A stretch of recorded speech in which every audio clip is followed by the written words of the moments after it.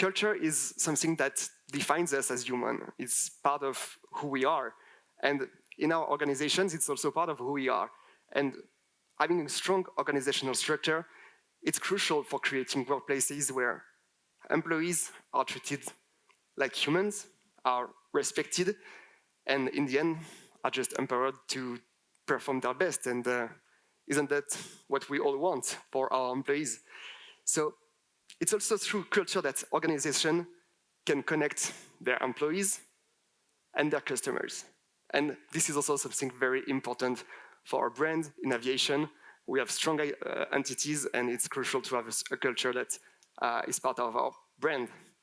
So we'll see this afternoon how culture can be leveraged to enhance reputation, foster greater employee engagement, and build a stronger connections between our organization and employees. So our first speaker today, this afternoon, is Christiana Scott. We are super happy to have Christiana Scott because we were not sure that she would be able to fly in to Geneva, and she finally made it. We learned it on Monday, so it was a really good surprise that she could come. So Christiana is the Director of Diversity, Equity and Inclusion at Air Canada. She's passionate about equality and making sure that everyone feels included in the workplace, especially for those from underrepresented groups. So she's been a strong advocate for celebrating diversity in the workplace and ensuring that every employee at Air Canada understands the importance of fostering an inclusive culture. So welcome, Christiana, and thank you.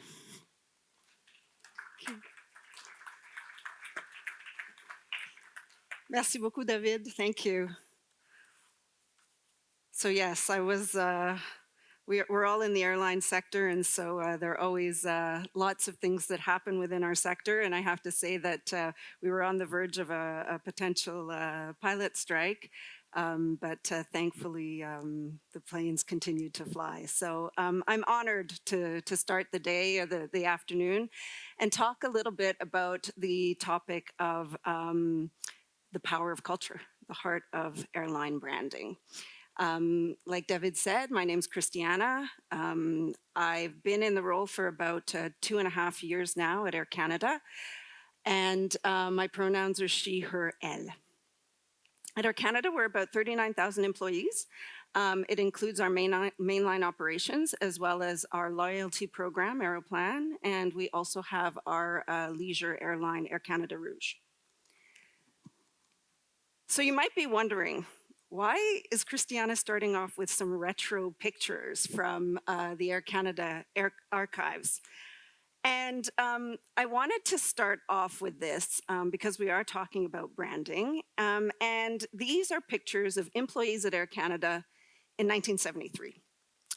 And we can say that apart from, brown being very in vogue at the time and big lapels, we can see that these images show some pretty rigid views on the image that we want to project.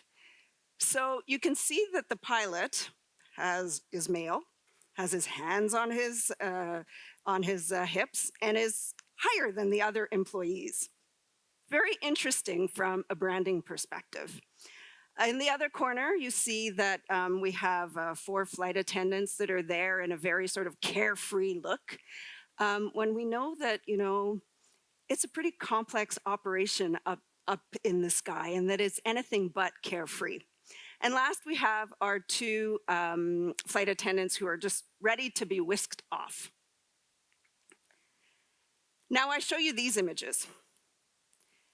These images are from Air Canada's most recent corporate sustainability report. And when I showed you the previous images, it wasn't because it was a criticism. It's not a criticism at all. What it is I just simply wanted to highlight that at the time in the airline industry in the 70s, there was very little diversity. And that reflected what Canadian society was at the time. There was very little diversity. And for myself, when I traveled from Ghana, where I was born, to Canada in 1977, I saw those images and I told my parents I wanted to become a stewardess. That was the term that we used at the time. So now with these images, what do they show? Well, I hope that they show that Air Canada is an organization that embraces the diversity of experience and of diversity of identity. And this is a huge part of our branding.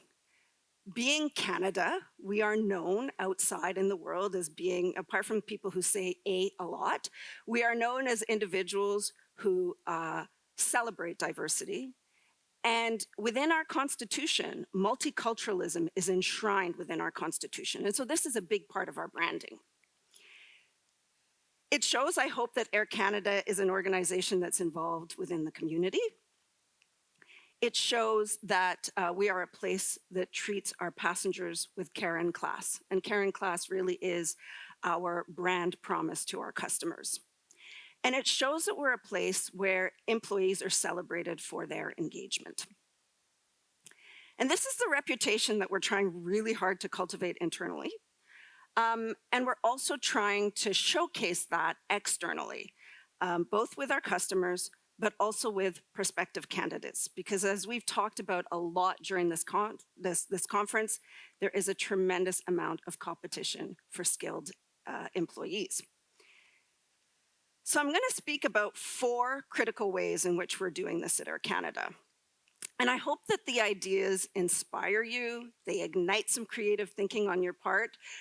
Certainly not all of these will work within your respective milieus, but I really hope that they at least get the creative juices churning.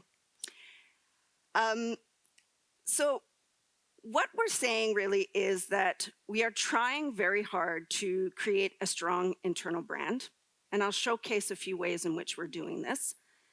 We're trying to harness the voices of our diverse employees and our underrepresented employees to showcase inclusion to our customers. We're trying really hard to show that this is a corporate value of the organization. And last, we're really leveraging the voices of underrepresented talent to help with those recruitment initiatives that we're putting out there. Because in a sense, the diversity of our organization is a huge part of our employee value proposition. So let's talk about strong internal branding. A lot of the times when we talk about branding, we think always externally. But in fact, studies show that organizations that have strong internal branding have considerable more employee engagement. And we talked a little bit yesterday about what happens with that employee engagement. You get your own employees to become your ambassadors. So within the diversity, equity, and inclusion team, we've come up with our branding of the light bulb. And it really is all of the pieces coming together to ignite ideas, that creativity, that innovation that's a core part of our growth. And we've also come up with an acronym. That acronym is around CARE. And it really embodies a holistic approach that we're taking. So the C is for community outreach. And really, if we don't create partnerships with underrepresented talent, starting at very, very young ages, 5 was the age that was talked about earlier, we don't get that pipeline of talent. And so that's part of our DE&I focus that we have. Second is accountability. And ensuring accountability with data-driven metrics is essential. If you can't measure it, you can't fix it, and you can't see your progress. And so that accountability is a huge component that we also keep within what we're doing, because otherwise it becomes purely performative. And your brand is actually further damaged when your actions are performative. Representation is the other portion, because we're trying to have representation with all of the different levels within our organization. And last is engagement and belonging. And when we talk about engagement and belonging, we're really talking about lifting each of the employees up. And so people feel that they can actually show their identity, show up, and really feel that their voices are being heard. But we didn't stop at just branding the DE&I team.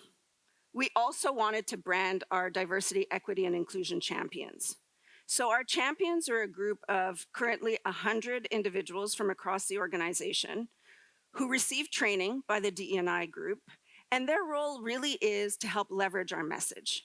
But it's a two-way street in the sense they leverage the DE&I team's message, but they also provide information back to us as a team so we can see if there are areas, pockets where we have frictions within the workplace because we can't be everywhere.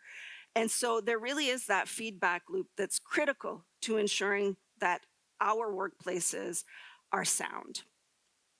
And these really now are parts of our internal branding that if you ask employees when they see that light bulb and when they see their fellow Air Canada employee with a DE&I champion badge or on their internal communications, their Microsoft Teams, the DE&I champions branding, they know who to go to within the workplace. But we didn't stop there. So we also wanted to leverage the voices of our employee resource groups. So we branded those too.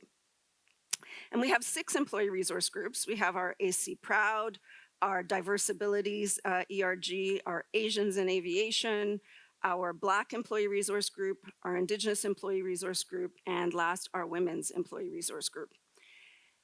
And a lot of people say, you know, well, why did you brand these groups? Why is it that, is this not creating further division within the company? And there's a lot of questions, and that's a good thing.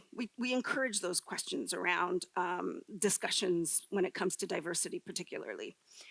And the first thing I say is allies are part of employee resource groups. So allies are welcomed into our employee resource groups to engage in discussions. And second of all, I always say members of underrepresented groups are always immersed in the culture of the majority, and they learn and they benefit from that. Is it not time that we allow a platform for underrepresented groups to be able to share in their identity and their culture? So next, I'm going to talk a little bit about how we connect our culture to our customers. And we're really leveraging all of the different ways that we can try to showcase our internal culture because it really is one of our strengths. And the first, I think you heard, JetBlue talk about how they're using their employee resource groups to feed some of the information and some of the movies and the content that's on their in-flight entertainment system. We're doing the same. And we also have in our in-flight entertainment system a section called About Us, and that's about Air Canada.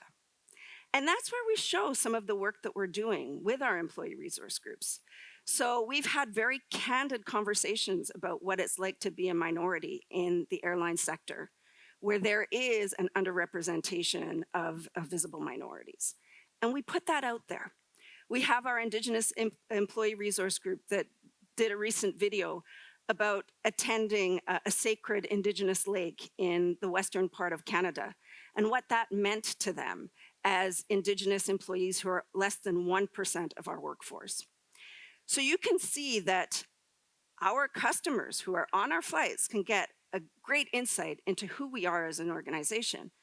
But also, some of those customers on those flights are prospective candidates who can see what kind of a culture we have within our organization, and hopefully they'll get the bug and want to join us. Our ERGs are also helping us out tremendously with our uniform standards. So our Indigenous Employee Resource Group has recently designed a pin that will be worn on the 30th of September, which is our Indigenous Day for National Truth and Reconciliation, recognizing the historical past of Indigenous peoples in Canada. And we are the first airline in North America to adopt the Sunflower Program, which is a program that recognizes the needs of customers and allows customers with hidden disabilities to wear the sunflower so that they can receive special assistance and help. Next, we're connecting the culture to our community. And this is really an important part of our journey. If we're an organization that celebrates diversity and has this culture internally, it needs to be also real actions to follow up Otherwise, our employees are going to recognize that this is simply performative and it's going to fizzle out. So what we're doing is we're actually going into communities. And I have two examples here. The first is a movie called Bones of Crows that came to our attention thanks to our Indigenous Employee Resource Group. And we showed it on our in-flight entertainment system. And as a result of that, the former Minister of Justice, who is an Indigenous woman, tweeted and wrote about this on her social media. And it created such a buzz within Air Canada and lifted up its branding so much because this was genuine. This was done to showcase, really, to lift up another community as opposed to only showcasing the airline. The other example that I have is that we've worked very closely on an initiative called the International Day of Pink. And it's an organization that works with youth from the LGBTQ2+ community. And this year's tour was on trans inclusion. Trans inclusion is an area that is very much overlooked in the LGBTQ2+ community. However, within Canada, the statistics around trans inclusion are pretty sobering when it comes to the mental health challenges that trans individuals face, and an increasingly large portion of our population self-identifies as trans. And with this community outreach, our ERG members, the DE&I team, other members from within our organization came together to support this, and we went to 31 of 35 speaking events. We touched upon 60,000 people in person and 700,000 people virtually. And so it shows that in order to really have that brand impact, you need to actually show up. It cannot be just about sponsoring an event and not showing up for that event. And then there's also connecting our culture to prospective candidates. And this again is where we partner with our employee resource groups, we partner with our champions, and we have lots of wonderful airline partners, such as Elevate Aviation that you saw in the video yesterday with Kendra Kincaid, who we work with to bring and attract new talent into our organization. One of the individuals that was on the video that Kendra made that is in the documentary section of Air Canada's IFE is Nordia King, and she's our first Black female aircraft maintenance engineer. She's alone, but she is working very closely with us to make sure that we go out to schools, that we speak to young girls, that we let them know that there is a place for them within the organization. And a lot of times with underrepresented folks, they have a tendency to actually select themselves out of the process. They say there isn't a place for me in a large organization like Air Canada. And a lot of the times, their parents, they didn't tell them, they told them, become a lawyer, become a doctor. Don't go into the airline industry. The level of exposure to the airline industry with underrepresented groups is very, very, very small. And so it's critical to be out there doing the groundwork in order to attract this new talent. Using the traditional avenues like LinkedIn or the traditional job boards just do not get us anywhere. And so we're working now with specialized job boards now to really try to engage our underrepresented folks into that hiring process and into our career pool. So I bring you back to my opening comments about people wanting to be seen, and actually even more than wanting to be seen, you need to be seen when you're within an organization. It's fundamental to who you are. And I also take you back to those images because I think now of a little girl traveling from Ghana to Canada who wants to be a flight attendant.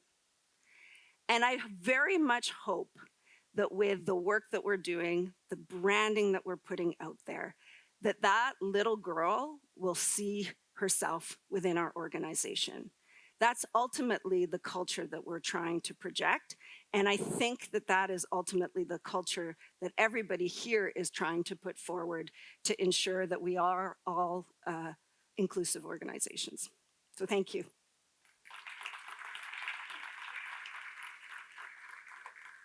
Thank you so much, Christiana. It's really interesting to see how your cultural background can influence your organizational culture. So thank you so much for your presentation.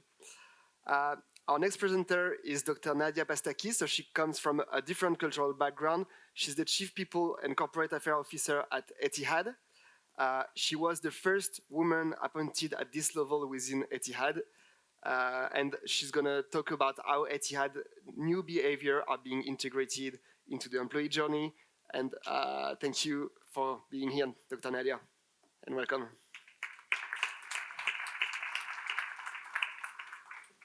Thank you for the introduction, and I'm really glad that I made it here. Although yesterday was a journey. I was very sick, but today I'm not sick, so that's good. So I'm here to talk to you about our journey at Etihad and how we're bringing and changing our culture to build a business that is impactful, that we can come out and look at a business outlook. And when we talk about culture, we talk about different things. But today I want to start with a story. So this is a story of our cabin crew who greeted our passenger called Sarah. So she comes on board, she gives her a big smile, a very warm, welcoming smile, and says, "Can I escort you to your seat?" And she takes the passenger to her seat, and while she was escorting her, she has a small conversation. And this small conversation was actually about, "So, what are you doing here?" And the passenger says, "I'm here for a very short trip, and I have a back-to-back meetings, and I'm going to take the evening a flight back. I'm going to be so busy that I won't even have time for lunch." Anyways, the flight took off. It was a very short journey, and the passenger started disembarking, and this cabin crew went to Sarah and gave her a bag and a note. And in that note, she wrote to the passenger, "Thank you for being a loyalty customer. I do understand you have a busy day, but I've packed for you a snack that is gluten-free. Some nuts and some fruits." That's it. What do you think the passenger felt? A sense of warmth. But if I went back to look at this cabin crew, she was only here a year. So she was not a part of our culture journey. We were sitting and doing focus groups and created this visionary board on what culture we want to have. We created a purpose and vision, and she was not there. She was just employed a year ago. But something led her to have this instinct to do that. And what is that? That behavior, that feeling. So let's take a pause from the story and go back to an experiment. There was an experiment done with a group of monkeys. And they put these monkeys in a cage, and they put in a cage a ladder, and they asked them to go and fetch the banana which was on top of the ladder.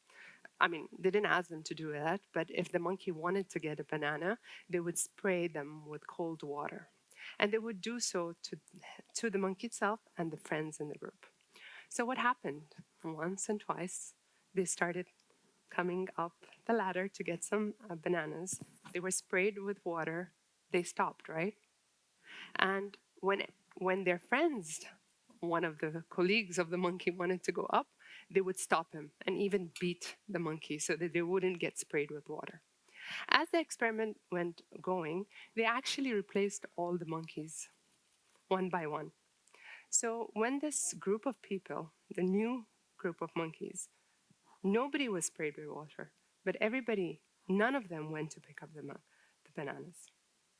Why? Because because there was something, there was a purpose put. The purpose was not to actually get those bananas. There was some behavior traits that people learned around it and said, "Listen, for us to survive, we don't want to get the bananas." So they came across. So what happens is people come across together for a sense of purpose, and they create those behaviors to reach to that common purpose. And that's what culture is actually bringing people's behavior to a common purpose. And that's how we build the culture of an organization. And if you go and say, why is culture key? Why do you think? Join me with this conversation. Why do you think culture is key of any organization? It's contagious. It's the soul. Does it bring morale, sense of belonging, personality? But what is most important, it brings business outlook. And you're like, what do you mean? Business performance increases by culture? Why? How?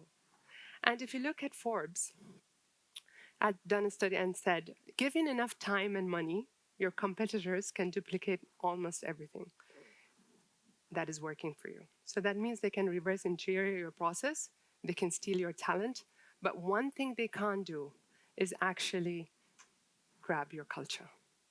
And that becomes your competitive advantage. Not only that, but we know examples of multiple companies that are really doing well. Let's go back to a company called Google that everybody know. What does Google do from a culture point of view? Two most important things. One of the things that Google does is gives people autonomy and freedom to be creative. 20% of the people's time is spent on sideline projects that are not related to work. So what it gives them, a platform of creativity. So do you know who actually created Gmail and Google Map?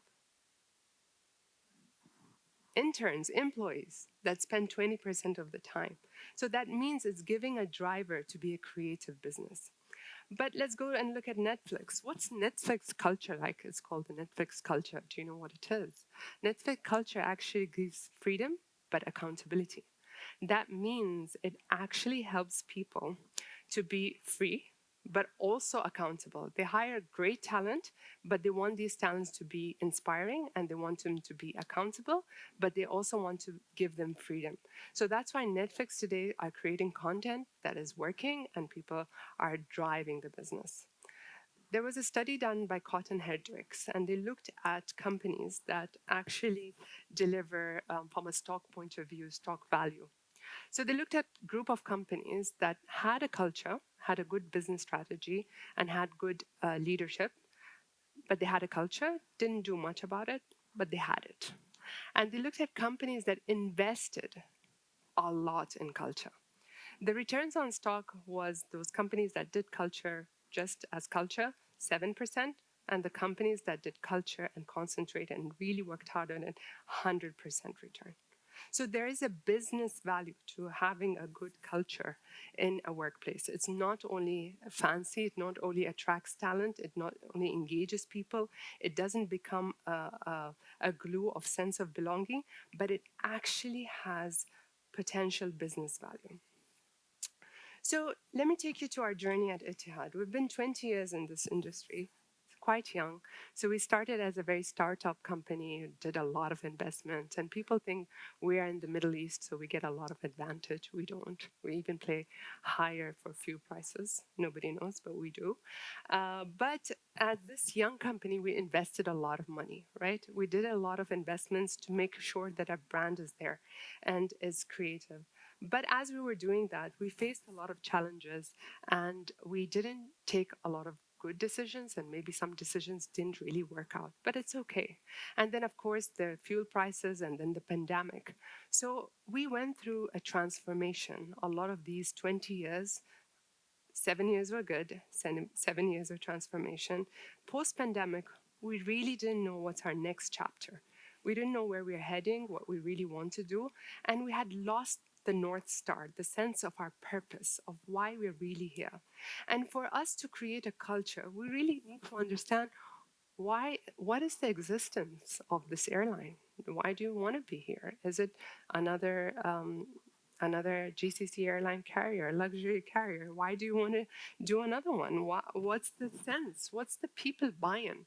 So there was a lot of work done, and we didn't do it as a top-down approach. We made sure that we brought everybody in, and we looked at focus groups, so people first, and looked at our people to understand really what they feel when they talk about Etihad. A lot of people had two common words, family and a sense of pride, because we're the national carrier. And then we looked at customers. What did customer talk or tell us really? And the cloud and word cloud really showed that they felt that we go above and beyond. And then we talked to our stakeholder, which was the Abu Dhabi government and the wider UAE. Why did they create an airline when you have an airline 45 minutes away?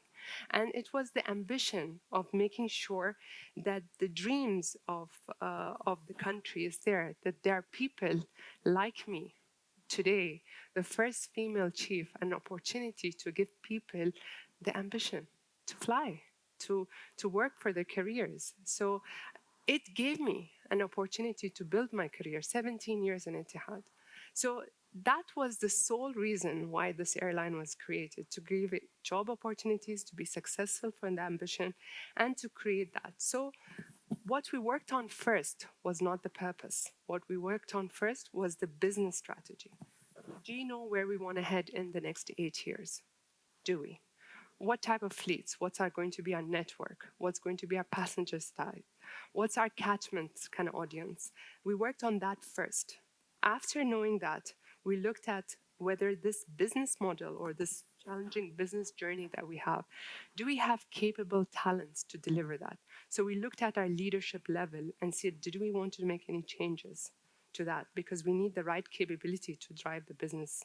And then finally, we looked at what's the corporate culture? And then that's when we created our purpose. And if you don't mind, I'd like to share with you a video that we worked really hard on. I don't know if the video can work. The CEO said, get a consultant, and I said no. So we worked on a storyline.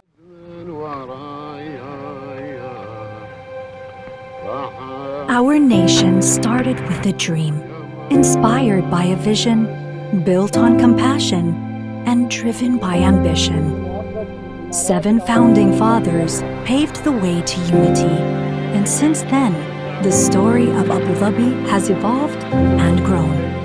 It is a place that has stayed grounded in its roots, true to its culture and values. What has been achieved was not done for glory, but for the hope of something even more extraordinary. Etihad stands upon the shoulders of our nation's founders and the ambitions they dared to dream. And at the heart of our story lies our purpose, our reason for existing. We give flight to ambition. The ambitions of Abu Dhabi to create an even brighter future for generations to come. The ambition of our guests to connect with people, places, and cultures. And the ambitions of our employees who join Etihad to be part of something special. The creation of a legacy that charts new horizons. And just like a compass guides us, our vision has set the course for us to follow. We want to be the airline that everyone wants to fly, from the business traveler, to the family flying home for the holidays, to the adventure seeker. We want to be part of their story, so we have made it our mission to deliver extraordinary experiences, inspired by our Emirati identity. From travel inspiration to destination, we're committed to providing an experience like no other. All of this is only possible if we live and breathe our values, which define who we are. We are safe and will always put safety first. We think big and we dream even bigger. We love what we do. And we are results driven. We stay true to who we are. Because we know that coming together for a purpose makes us stronger. Our story will continue to evolve, but at the heart of it will always be our purpose.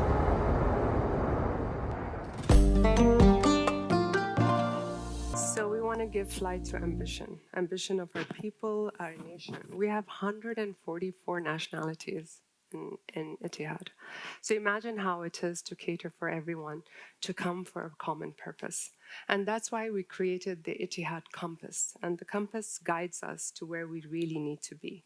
And where we want to be is an organization that is capable of delivering our Journey 2030. And that's why our behaviors and values help us create that. Our Ittihad compass is the core, is the purpose. And if you look at outside, it's about the values that we want to bring in. And our values actually will turn into behaviors, and these behaviors will create the culture. And I know it feels symbolic, but this is the truth. Because if we cannot value those behaviors that we want for our employees, we won't come together for a common purpose. And having a multinational employee with 144 nationalities, it's not easy. So why did we say we want to be safe? Because we're going to grow 22% a year. That means 15 aircrafts per year. So we cannot be not safe. And safety is not about only from accidents and so forth, but safety also from psychological safety.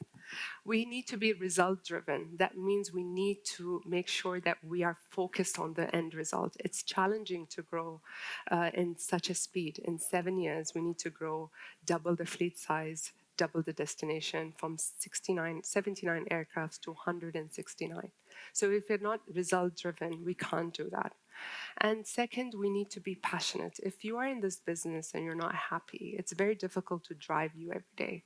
So it's important that we're passionate about what we do, because we're going to be facing challenges and a lot of things that we need. With that, we need to be united, because if it's a vision and we all are in it, we need to deliver it together and not solo. And finally comes authentic. And authentic comes from what we really represent ourselves, and need to be humble to really learn from everybody and not be loud and out there. Because Abu Dhabi has a sense of elegance, which is silent elegance, and we need to be true to what we are. So that's why this will guide our culture. And how can we make the culture work? And it's a lot of effort. It's not words in a wall. It's not words that you give people every day. It's about the feeling that we create. And that's why every day we have to incorporate this in our work, whether it's from the employee journey, whether it's from the beginning, from the EVP, from the talent hiring piece to the end. And we need to make sure that it's incorporated in the life cycle of the employee. So that's why a lot of effort to be put. And it's not once you launch it and you get a pat in the back, great work. It's a constant journey. And we need to continuously listen to our people. Do they feel a part of the journey? Do they feel that we have a culture? And it has to be continuously listening. And one of the things that we did at Ittihad is that we created behaviors. So these behaviors, I don't know if I can click next, but these behaviors are really role modeling. Couple of things. When we talked about employee journey, we wanted to make sure it starts from the beginning. Performance management has behaviors. If you're talking about recognition, it has behaviors. Recruiting and training. Every point of touch in the organization has your behaviors incorporated in it. And the reason is we want to live it and breathe it and feel it every day. And that's why we really focus on making sure all our recognitions are value-based. So we have a CEO value brunch every month, and where we recognize people who really role model our behaviors there. And of course, we've put out there behaviors that are role modeling, that are derailing and unsatisfactory, and we have created personas. So it's not only, this might really work for corporate staff, but what does it mean for me as a cabin crew?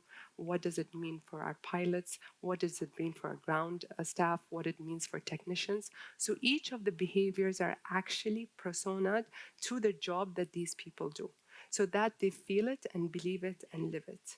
So there's a lot of work done in that area. We really invest a lot of time in making sure that we are putting our efforts, not only putting words in the wall, but actually living our behaviors every day.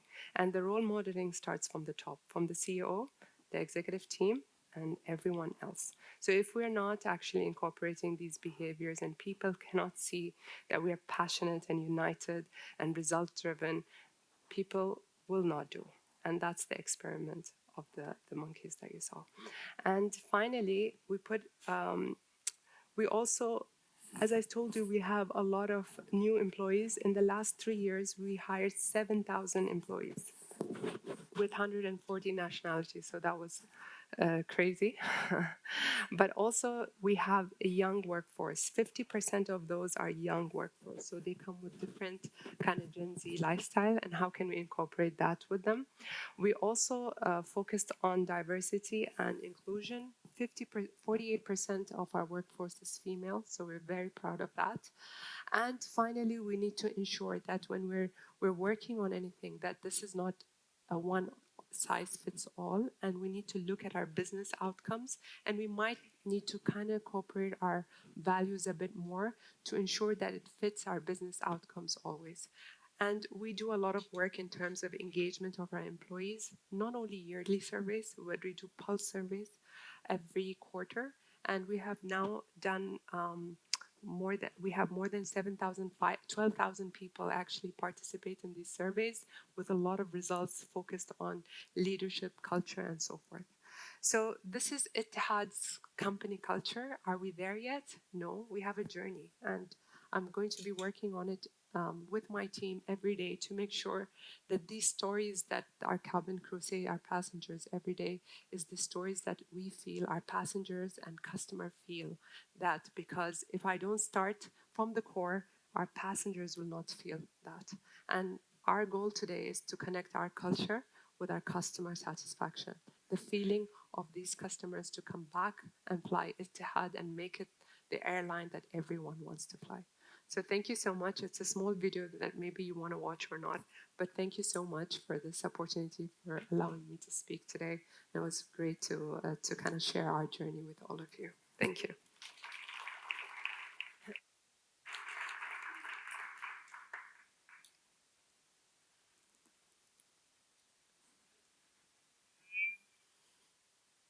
Thank you so much, Dr. Nadia, for this presentation. Very insightful.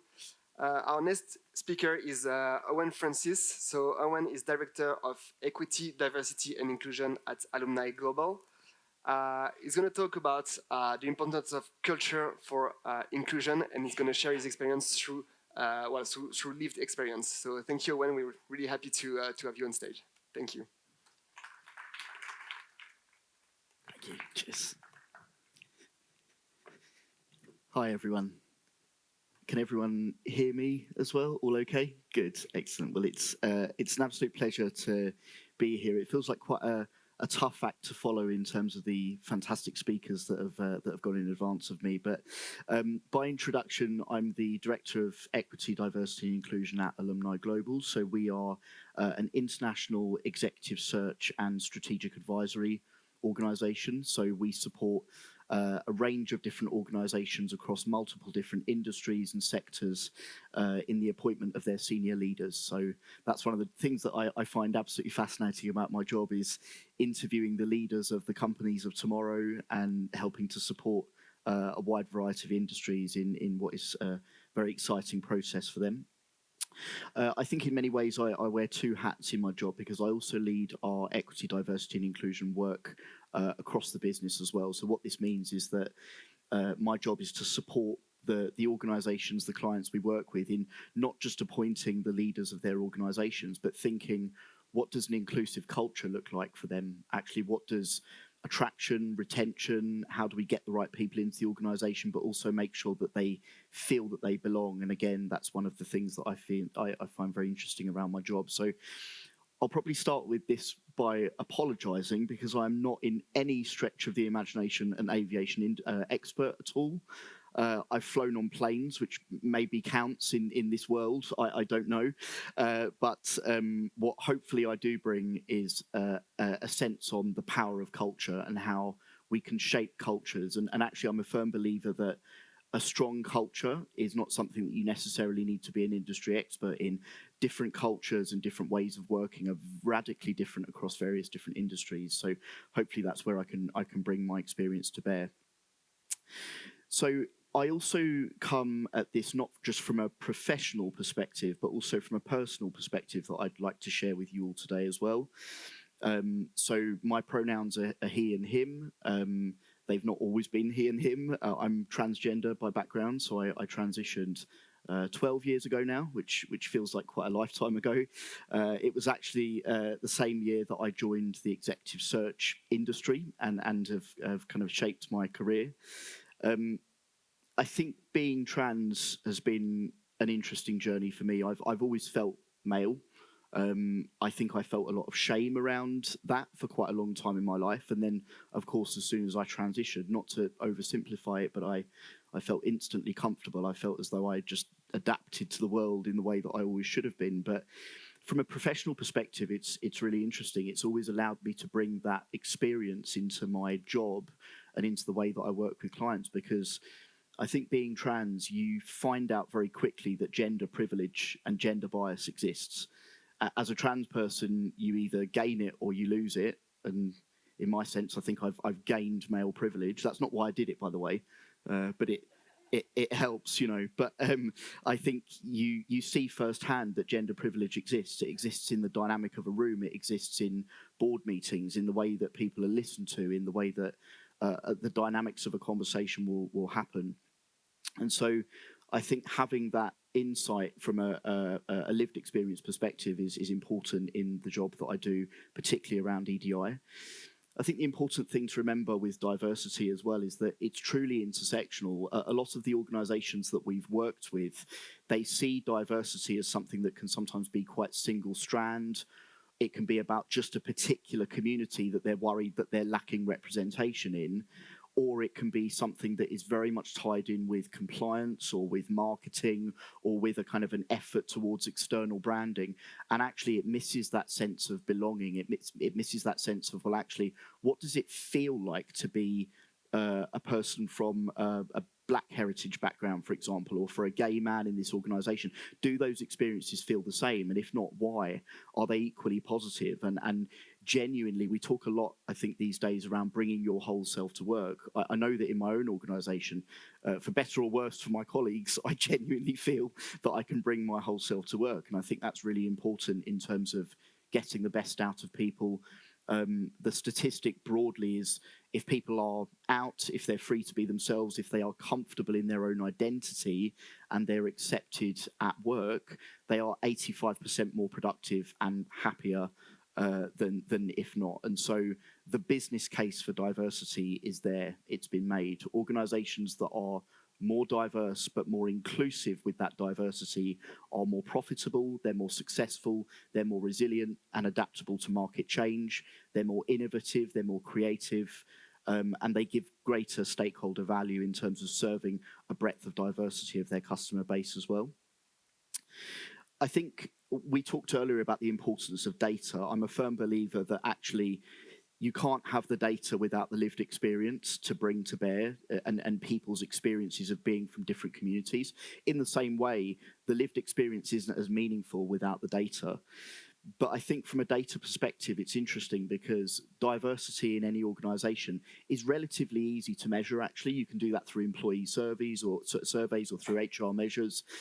Inclusion, for me, is much more of a difficult thing to measure. What does an inclusive culture look like? Again, does that mean the same for different groups from different perspectives? What does belonging feel like? And so actually we're talking about quite qualitative things versus the quantitative around diversity. So again, that's one of the things that I find fascinating about my role is speaking with boards and senior leadership teams in terms of getting the elements of this right. And it's an intersectional, complex process. It's not a silver bullet, as it were. We talked about performative diversity on boards. That's something that I've definitely seen a lot of in working with a variety of different organisations. The amount of large corporate organisations that think that if they have a person of colour at their senior leadership table, that instantly makes them inclusive for all communities that are non-white, for example. Well, actually, what are you doing to retain that individual? But more so, we talk a lot about culture fit. And I think culture fit in the job that I do when I'm speaking with senior leadership teams and working on senior appointments, it's a dubious phrase because it can almost become a catch-all to say, well, actually, we're not sure about this person. We don't know why. We're putting it down to culture fit, but let's deconstruct that. Let's think about what that means. And so I've been more bold and more audacious in my recent senior career in challenging the organisations that we work with and saying, well, actually, what do you mean in terms of culture fit? Is this something that you're referring to that is just different about the person that you're not particularly comfortable with as a pre-existing culture or in your own privilege? Or is this something that actually, is different around their experience? I think the phrase "culture eats strategy for breakfast" is one that always sticks in my mind.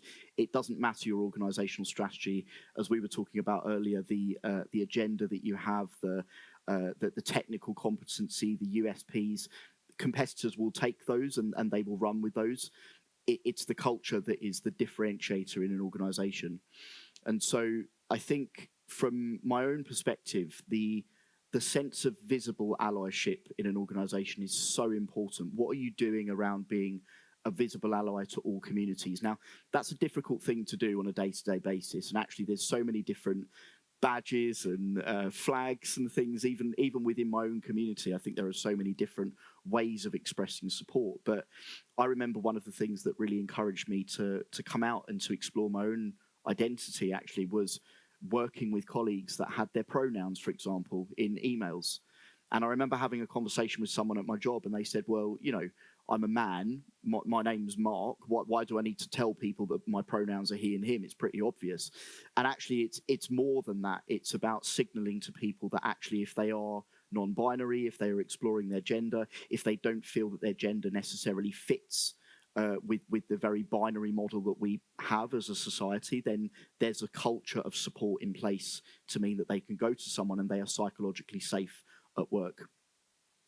I think one of the things that I couldn't miss out on having this conversation with you all today in an aviation environment is that actually airports, they're quite dubious places for trans people as well. So I think there's lots of thinking that the industry needs to do, particularly around trans inclusion. There's so much talk around gender-neutral facilities and gender-neutral toilets and saying, well, actually, this is a really difficult thing to implement. What happens if X, Y, Z? Well, there's gender-neutral toilets on a plane. There's gender-neutral toilets in your home. It's fine. It's actually not an overly complex thing. And so I think being able to think about what that means in practical terms, but it does feel like we're still very much on a journey. I know that there's lots of people from my community in airports when, we might go through a scanner.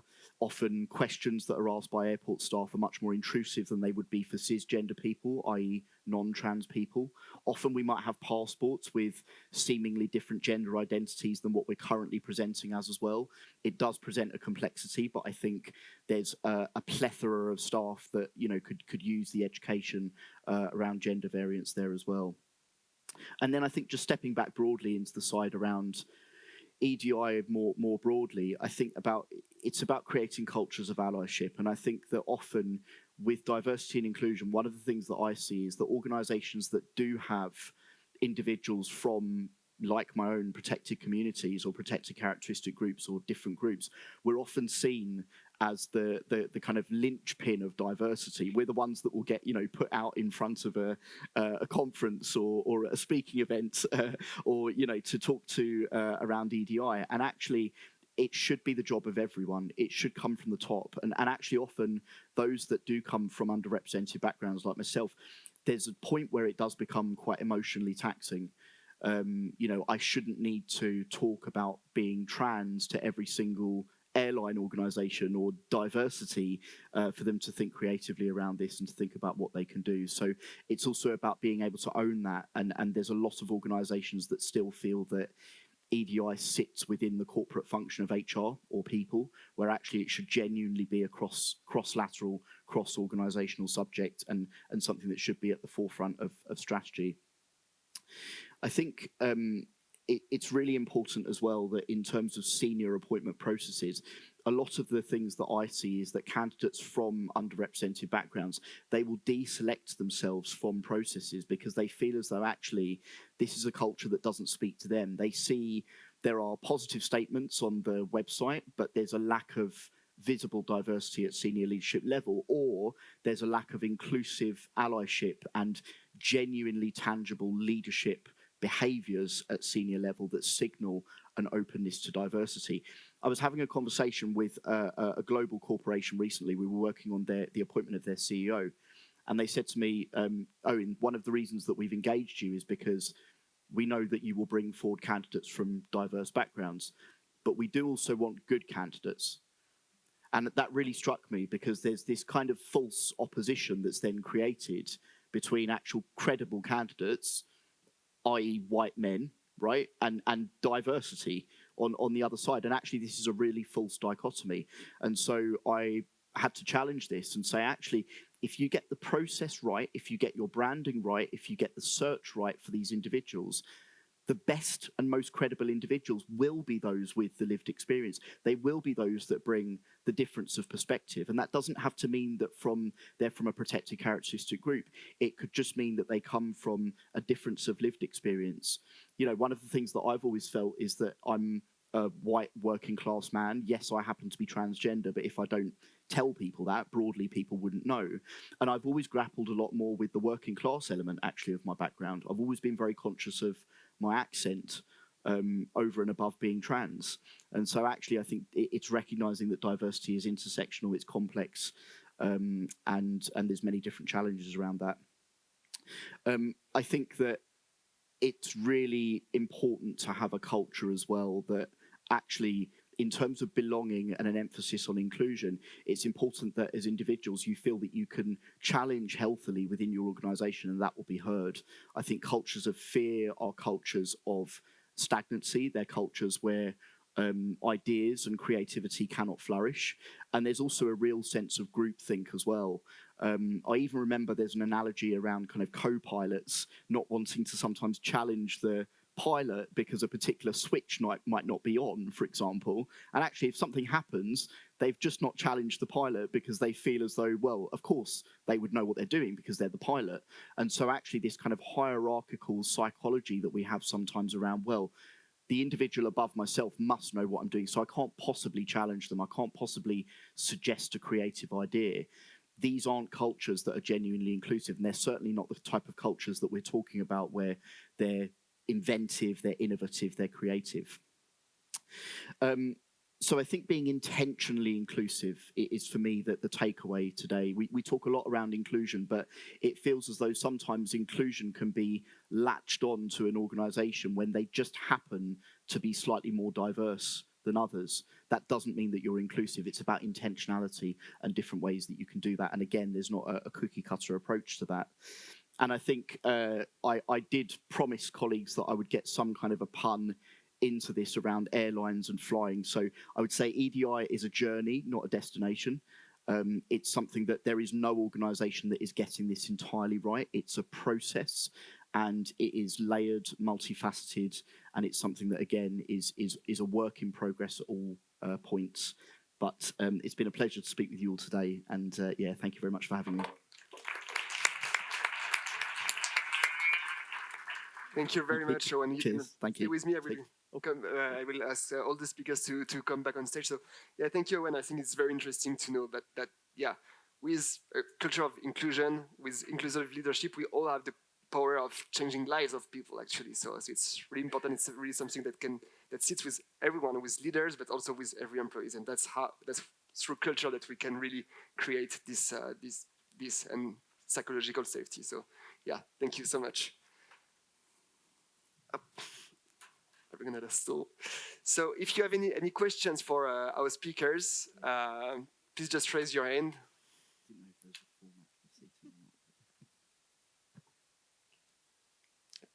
Thank you. Hi, my name is Julia. I'm from SkyTeam Airline Alliance. Thank you very much for your presentations. I have a question regarding LGBTQ plus community. So all of you work in multicultural companies. I myself also work for a multicultural company. So some of the colleagues who come into your companies, into our companies, might come from cultures where being part of the LGBTQ plus community is something that you do not publicly disclose. It's something that you keep behind the closed doors, and that can be because the national culture itself is conservative.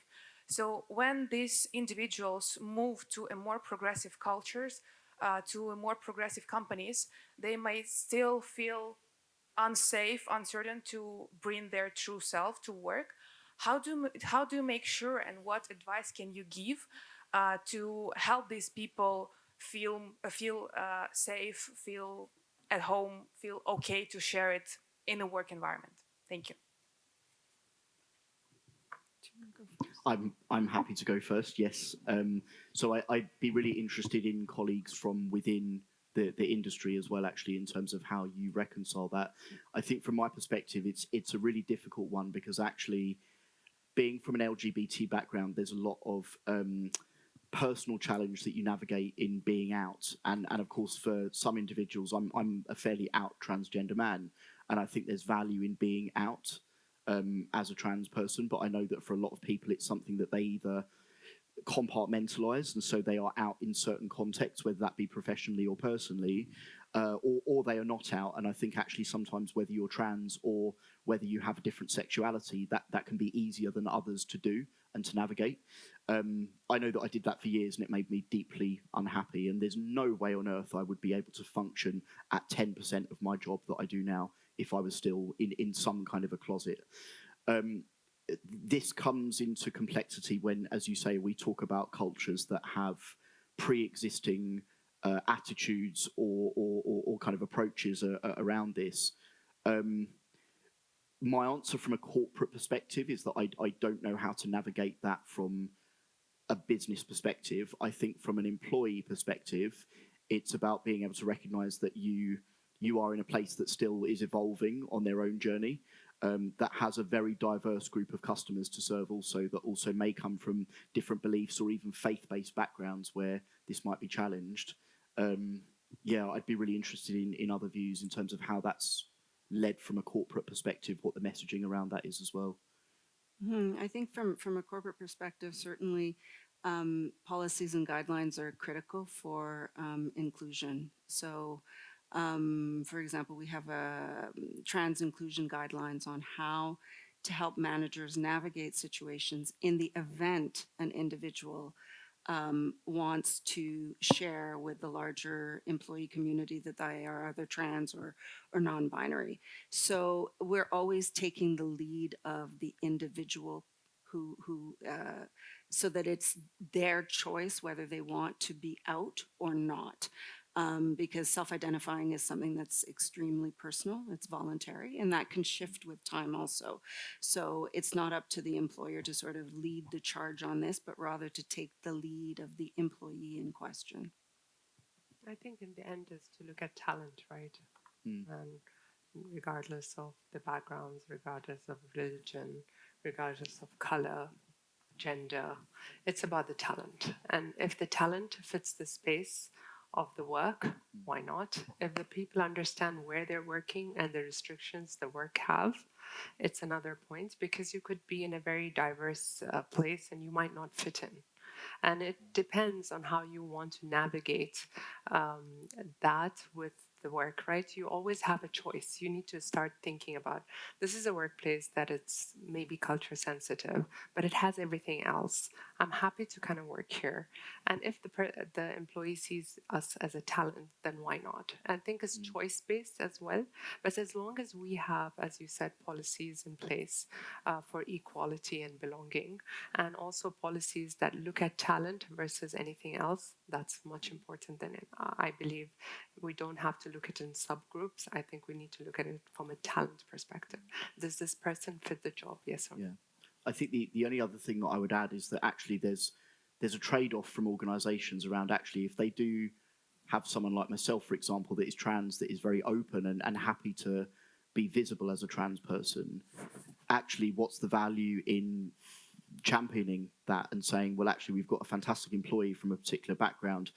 And I recognise in some organisations that may be a difficult thing to reconcile in an organisation that also has many other members or stakeholders, etc. But the dial has to turn at some point. And I think what you then focus on is, yes, this person might happen to be trans, but also they've done X, Y, Z for the organisation. They've driven, you know, and I think in any change in history, it's where we start looking at the person and their value rather than the characteristic. And so the trade-off there is around how the organisation commits to intentionally marketing that, but in a positive way. And I recognise there are lots of organisations that aren't at that place because of these reasons that you outline. Mm-hmm.